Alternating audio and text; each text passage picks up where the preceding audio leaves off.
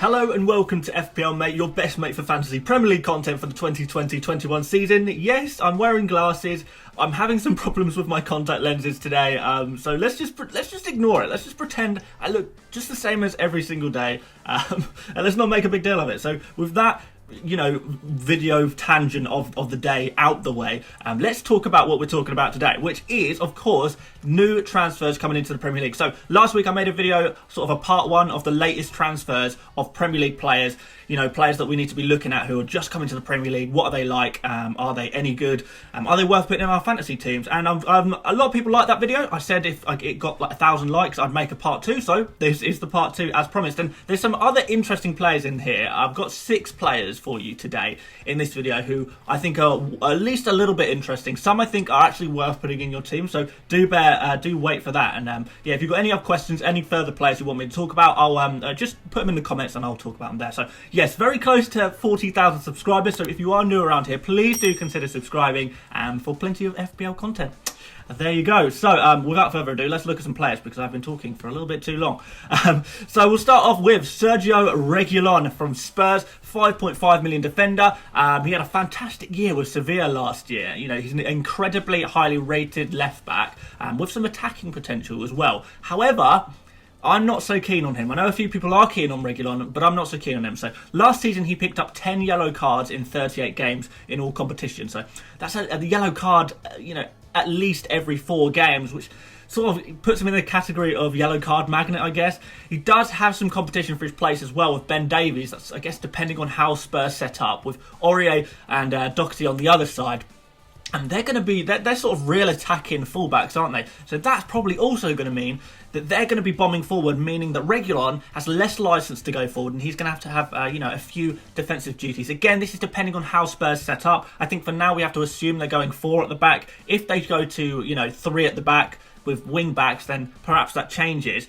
But even if that does happen, Kane, Son and Bale, they're always going to be the main source of attacking contributions, attacking outlets, aren't they? Spurs defensively, they don't look quite right anyway. Even if they were to go 3 at the back, they haven't even got 3 centre-backs. They're sort of lacking in the centre-back department a little bit, and they're gaining a reputation very quickly of not being able to keep clean sheets. So they really don't keep many clean sheets, and I think that problem lies in the defence they have at their disposal. So it's not a particularly strong defence, and I don't think an attacking fullback like Reguilón particularly improves that. I could say the same about Doherty as well. So not so keen from a defensive output either.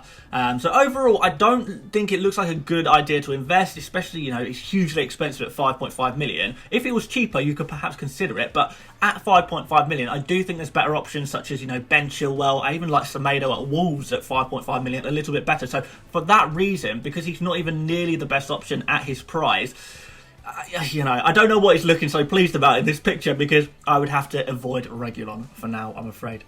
So next up is Robin Olsen, the new Everton goalkeeper, 4.5 million. Wow, what a fantastic price.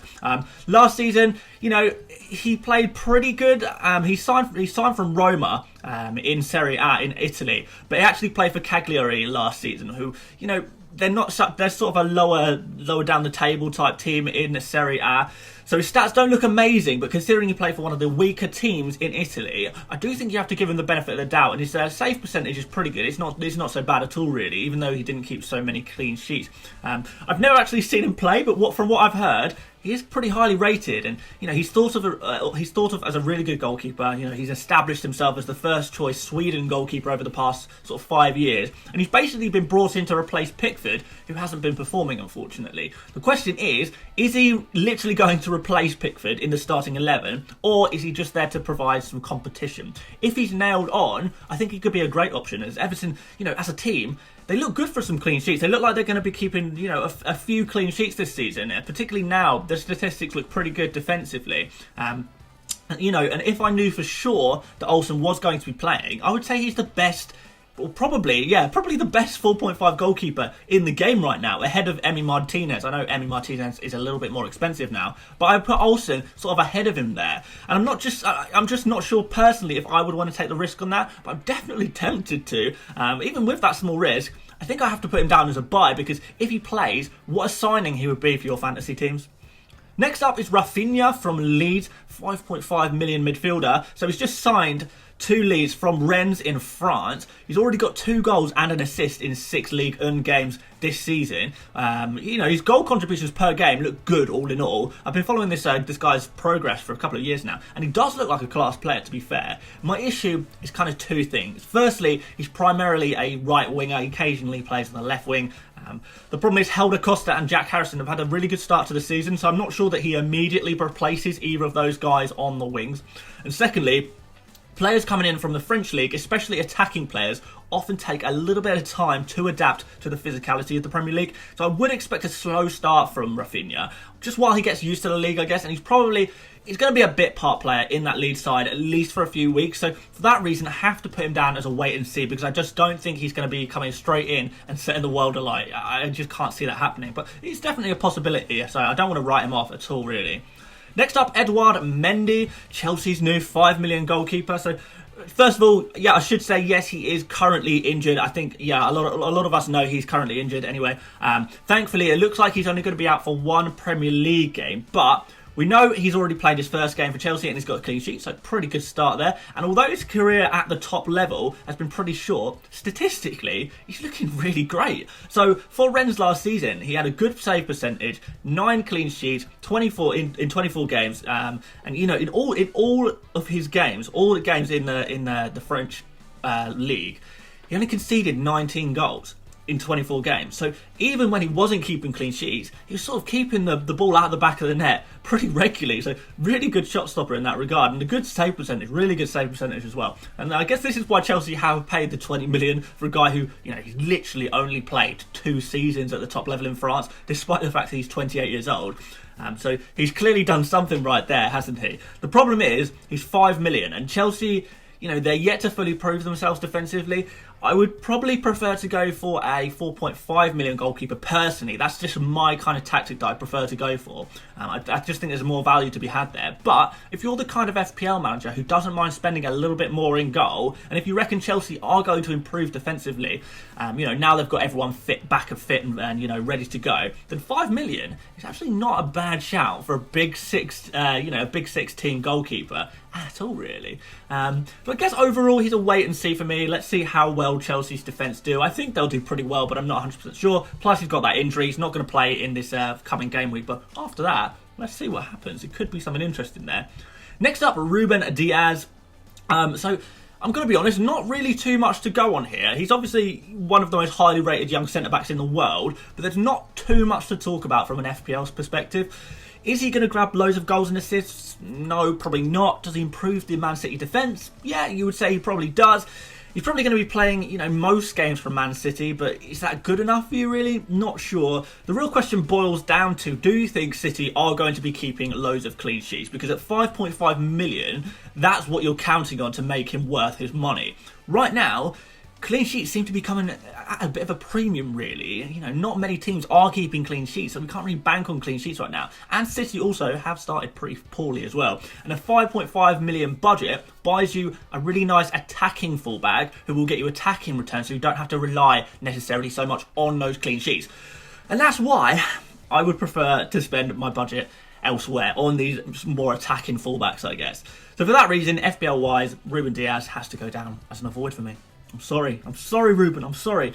But moving on to my final pick, Vladimir Coufal, and I quite like this one. And it's a bit of a surprising one, but I quite like this one. So 4.5 million defender, he signed from Slavia Prague. He's got 3 assists in 5 games already this season for them, over in the Czech League, before he signed for West Ham. He's got some Champions League experience, and from what I know about him, he's a really hard-working, physical and attack-minded right-back with a really decent cross on him as well.